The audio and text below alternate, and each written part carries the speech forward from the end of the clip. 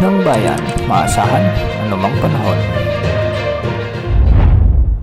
Magandang oras po sa ating lahat. Narito na ang latest update sa lagay ng ating panahon ngayon, araw ng eleksyon at sa susunod na 24 oras. Sa kasalukuyan ay frontal system ang nagdadala ng maulap na kalangitan na may mga kalat-kalat na pag-ulan sa bahagi ng Batanes at mainland Cagayan.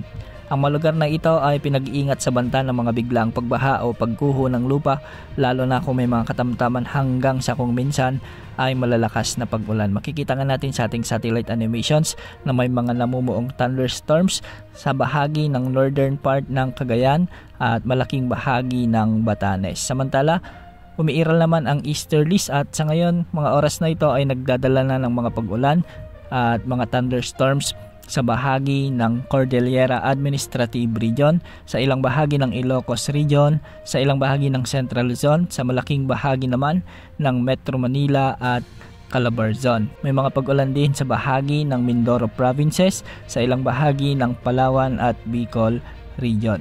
Para naman sa lagay ng panahon sa Visayas, thunderstorms dulot ng easterlies naman ang nagpapaulan sa kanlurang bahagi ng Western Visayas at sa timog na bahagi naman o southern part ng Negros Island Region. May mga pag-ulan din ngayon na nakikita sa may Bohol at sa northern part ng Eastern Visayas. Para naman sa Mindanao, may mga malalakas na pag-ulan ngayon dulot ng mga thunderstorms sa Zamboanga Peninsula, sa northern Mindanao, sa ilang bahagi ng Bangsamoro Region, ang ilang bahagi ng Soxargen at ang ilang bahagi ng Davao Region. Magiging bahagyang maulap hanggang sa maulap naman ang papawirin. May mga kasamang kalat-kalat na mahinang pag-ulan sa nalalabing bahagi ng Mindanao.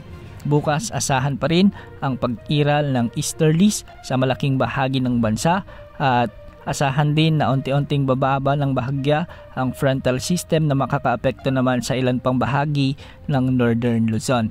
Ang frontal system, ito yung salubungan ng malamig at mainit na hangin kaya nagkakaroon ng moisture para magkaroon ng mga pag-ulan sa mga lugar na natatamaan nito. Para naman sa long range outlook natin tungkol sa bagyo, posibleng may mabuong bagyo ayon sa GFS model sa susunod na linggo at posible itong daanan ang Eastern Visayas, Central Visayas at lalabas naman ito sa may Mimaropa. Posible pang magbago ang forecast na ito kaya laging umantabay sa ating channel. Yan ang update sa lagay ng panahon. Ito po ang weather update ng bayan, maasahan anumang panahon.